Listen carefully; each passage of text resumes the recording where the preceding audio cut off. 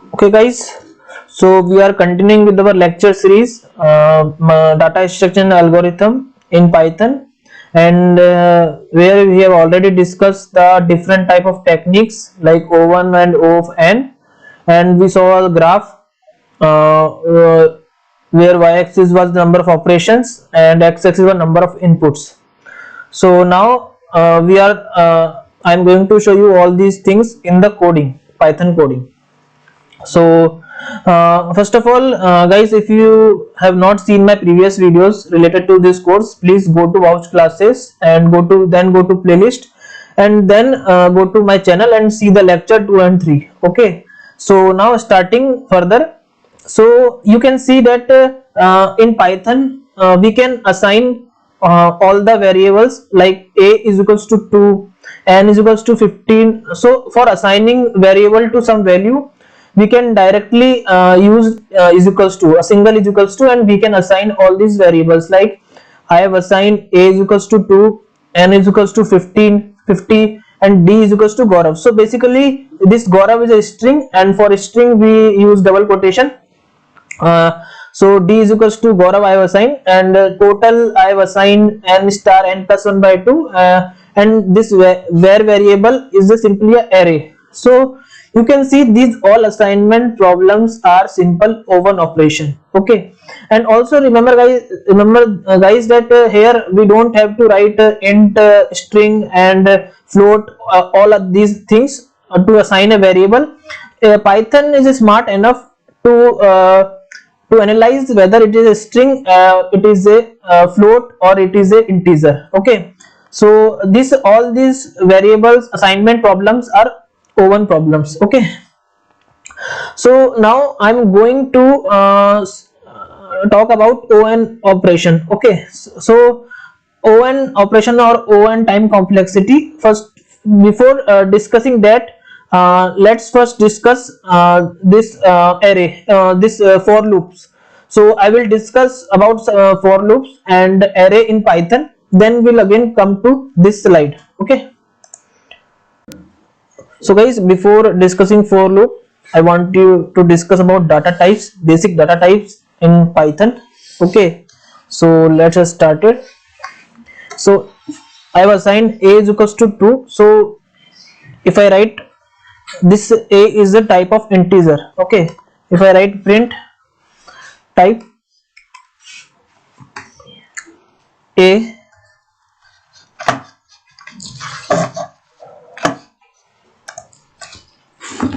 then you can see that it is the integer type data type. Okay, if I write a is equals to 1.4, and I write print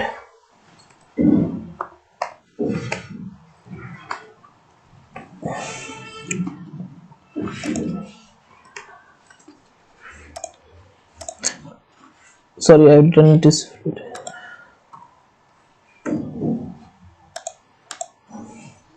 So you can see that it is a float class. Whenever there is a fraction or like there is a point is coming, it will be float type of data type. Okay, when I write is a string, remember that strings are always written in double quotation marks. So if I print type of C,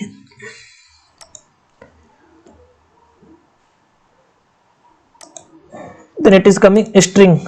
Okay, and when I write it is a some array,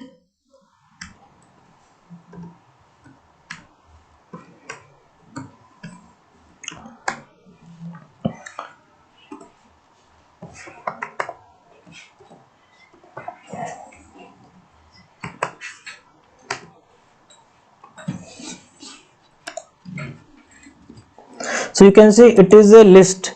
So basically this array are called list in Python. Okay, similarly there is a dictionary.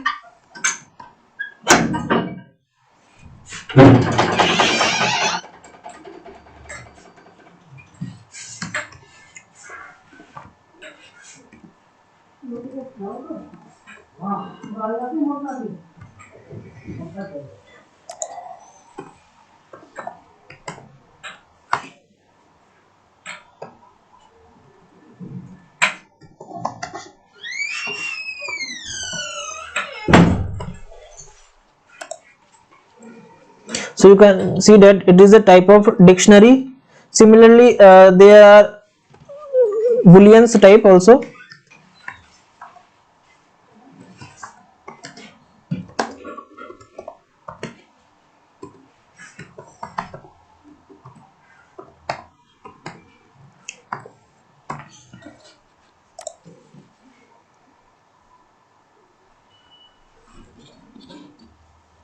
So these are the basic data types that are installed, that is present in Python.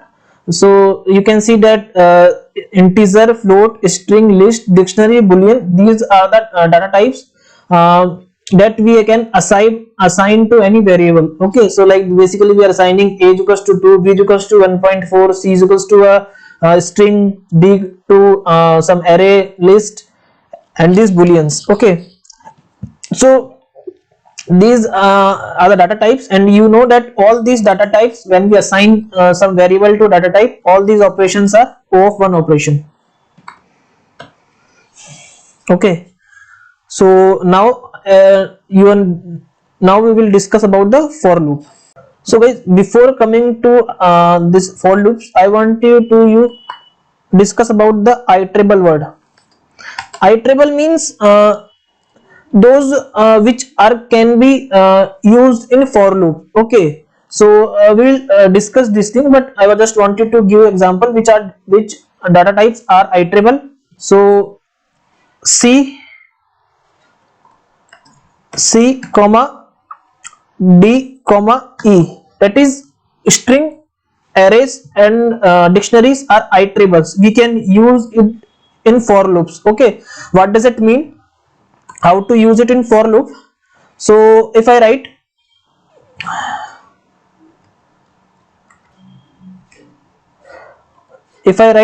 for, first of all I am showing how to write a for loop in Python.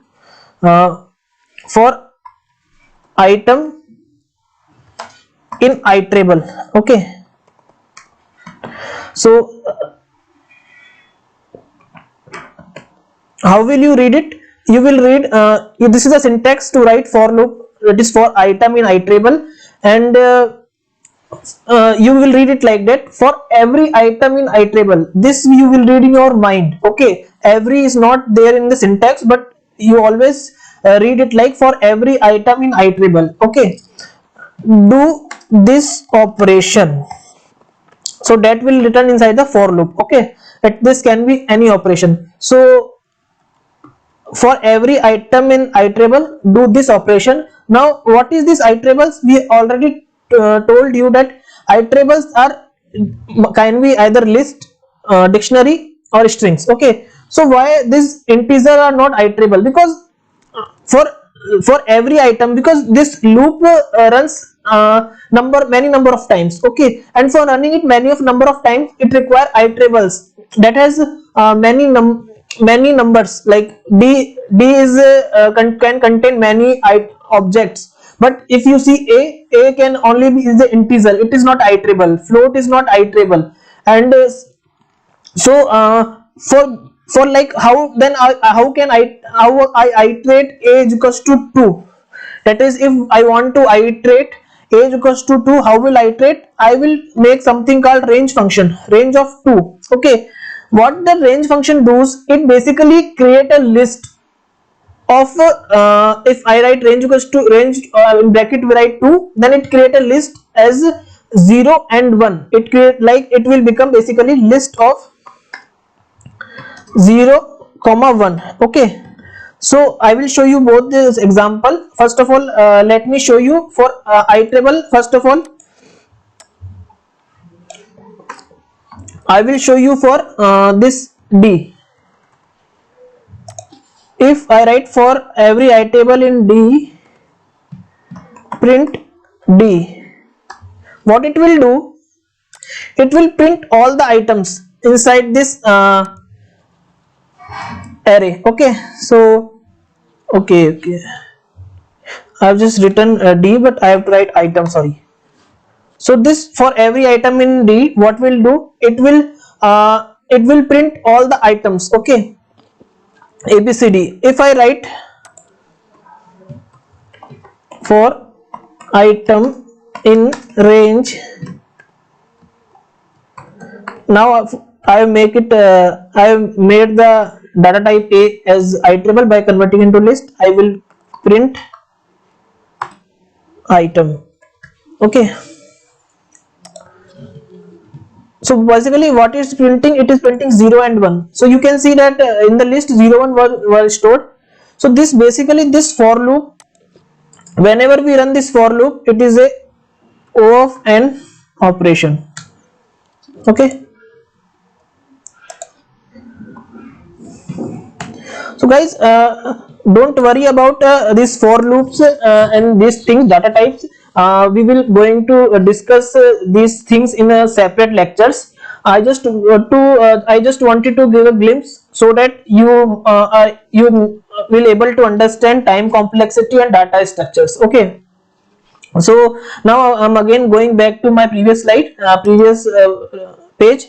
You can see that I have written this. First of all, assignment of n is equals to 50 as O of 1 and total is equals to 0 as O of 1, and then I applied the for loop for I in range to 51, total plus is equals to I, and I have called this operation is O of n operation. Okay, so now I will discuss what are the O of n square what is the O n square operation, that is nested loop operation, in the next lecture. Okay, thank you guys.